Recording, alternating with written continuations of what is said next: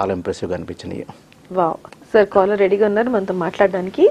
Hello hello, నమస్తే అండి, ఎవరు మాట్లాడుతున్నారు? సార్ నమస్తే సార్. నమస్తే, చెప్పండి అండి. సార్ ఇది గ్యాస్ పెయిన్ వల్ల బ్యాక్ సైడ్ కూడా పెయిన్ వస్తుందండి.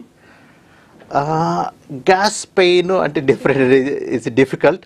జనరల్గా బ్యాక్ పెయిన్ వస్తుంది అనుకుంటే కామన్ కాజెస్ ఏంటంటే గాల్ బ్లాడర్ పెయిన్ వల్ల ఒక్కోసారి ఇక్కడ వచ్చినప్పుడు రేడియేషన్ టు ద బ్యాక్ అంటారు. అంటే inferior angle of the shoulder అనుకుంటే స్కాపులా అంటారు. అట్లా షోల్డర్కి బ్యాక్కి వచ్చే ఒక ఛాన్స్ అండి. ఇంకొకటి డియోడినల్ అల్సర్స్ అంటారు. అంటే అది రిట్రోపెరిటోనియల్ ఆర్గన్, అంటే మనకి పొట్టలో వెనక భాగంలో ఉంటుంది. దానివల్ల వచ్చే అల్సర్స్ వల్ల కూడా బ్యాక్ పెయిన్ వస్తుందండి. ఇంకొకటి అయోర్టిక్ ఎన్యూరిజమ్స్ అంటారు. అంటే పెద్ద ఆర్టరీస్ మనకి బాగా డైలేట్ అయిపోయి పెద్దవైపోయి అక్కడ ప్రెస్ అయిపోతాయండి. బ్యాక్ సైడ్ ఉండే మనకి పొట్టలో వెనక భాగంలో ఒత్తుకోవడం వల్ల నొప్పి వస్తుంది. అదొకటి. ఇంకొకటి మనకి స్పైన్ ఉంటుంది వెనకండి. ఆ స్పైన్లో ఏమైనా ప్రాబ్లం ఉన్నా, డిస్క్ ప్రొలాప్స్లు కానీ ఇన్ఫెక్షన్స్ ఉన్నా కూడా ఇవి some of the common causes for back pain. So దానికి అంత ఈజీగా చెప్పలేవండి ఇది కరెక్ట్గా ఇది అని. కాకపోతే మీరు డీటెయిల్డ్గా ఇన్ఫర్మేషన్ మీ దగ్గర నుంచి క్లినికల్ ఇన్ఫర్మేషన్ తీసుకోవాలి, ఎగ్జామిన్ చేయాలి. అప్పుడే మనకి ఏదే నిర్ధారించవచ్చండి. Okay sir.